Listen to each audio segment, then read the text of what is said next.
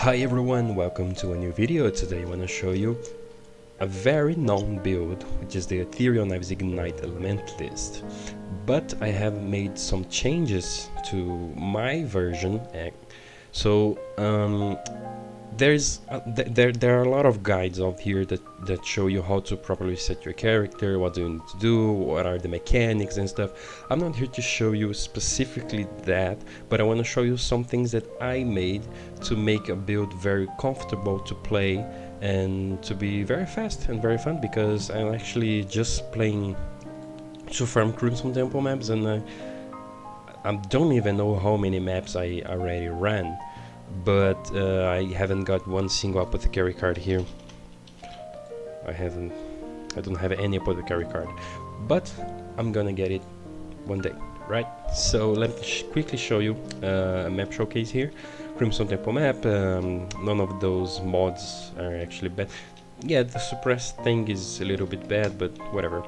So I'm just playing with the Gideon Reliquary Scarabs, because I'm actually playing singular focus, right? So I can only draw favorite maps, so I have a lot of map sustain, as well as the growing hordes, which the scarabs that you put into the map doesn't have any effect, but it grants the increased pack size, which is huge because we have so many chain reactions and explosions and stuff, and this helps to clear a lot more, and a lot more mobs means more chance to drop the apothecary card, right?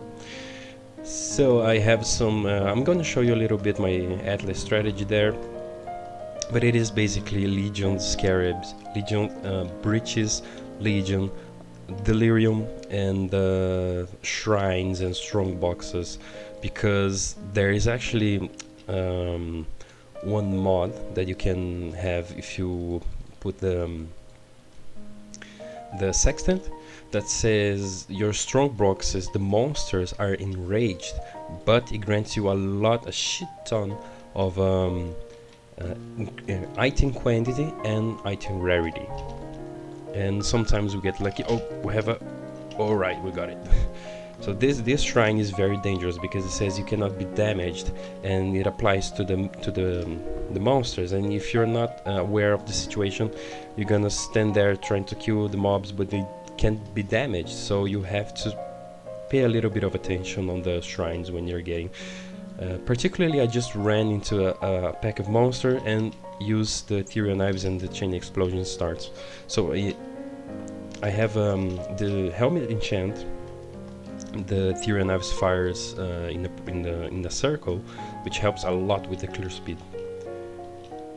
So let's just kill the Legion monsters there. I have the node that says that the monsters from while in stasis, that means in this stage here they can't deal any damage to you, right?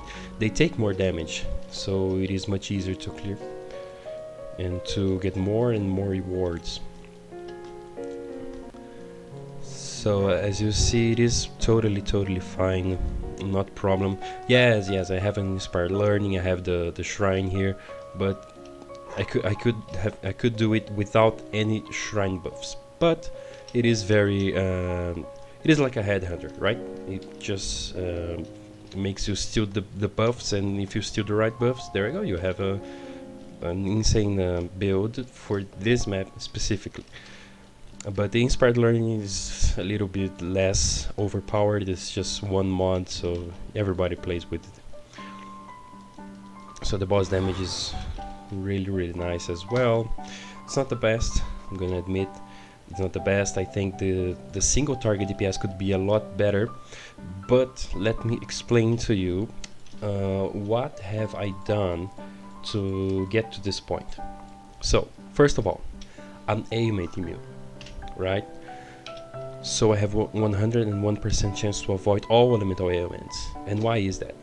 Because I have here the Storm Shroud, which says the chance to avoid being shocked apply to all elemental ailments. So if I had 100% of chance to avoid being shocked, I have 100% to avoid being of any elemental ailments apply to me. So I have here, I'm using the mage blood, so I have a lot of increased effect, and the increased effect of the enchant, it applies to the modifiers below. So the 48 chance to avoid being shocked is actually much higher. I don't know exactly how much is it, but it is a lot more, right? And to I had like a 9% I think chance, so I had to get the Conqueror's longevity. That gives me a 10% chance to avoid elemental ailments, so I am ailment immune at the moment. I am rest capped. I have some chaos resistance right here. I have chance to a little bit of chance to block, and a tiny bit of chance to block spell damage.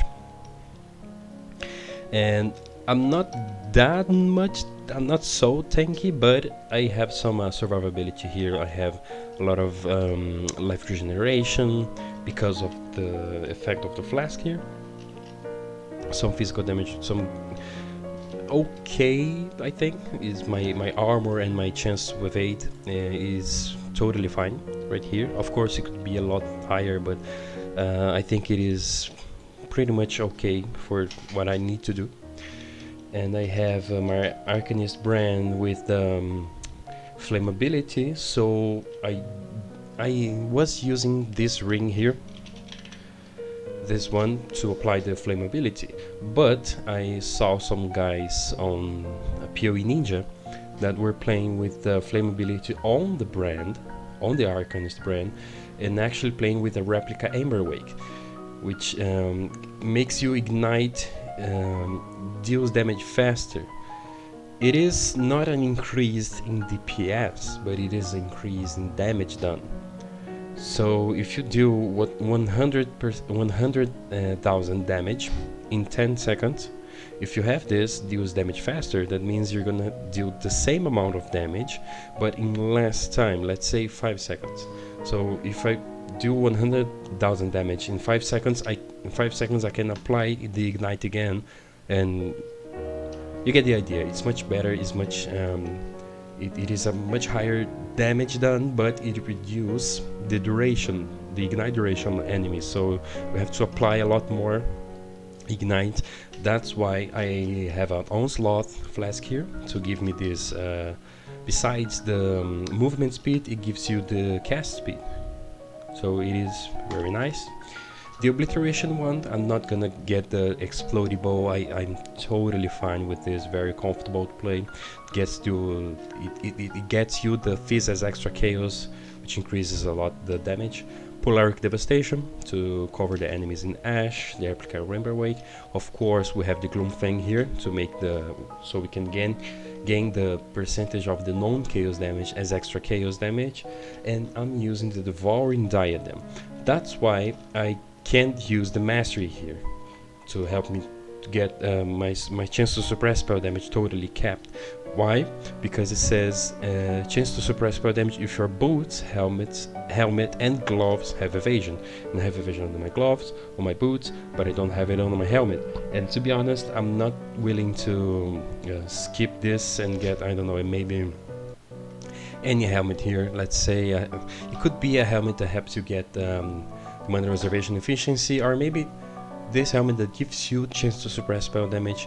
But I found this on trade with the enchant, and the Devouring Diadem is actually a very good item because it gets you the Eldritch Battery, so you save 1 point here, and it gets the mana reservation efficiency of the socketed gems, and also +1 to level socketed gems.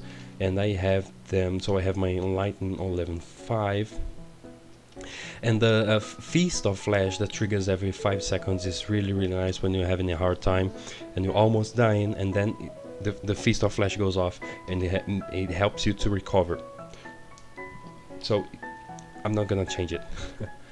And a series step to get the chance to suppress spell damage, the Fizz conversion, and you need to have the exposure on hit to make this build to do a lot more damage, because you're going to benefit the extra exposure of the mastermind of Discord and also the Herd of Destruction, which is really cool.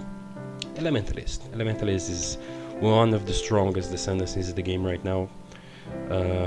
Inspired Learning.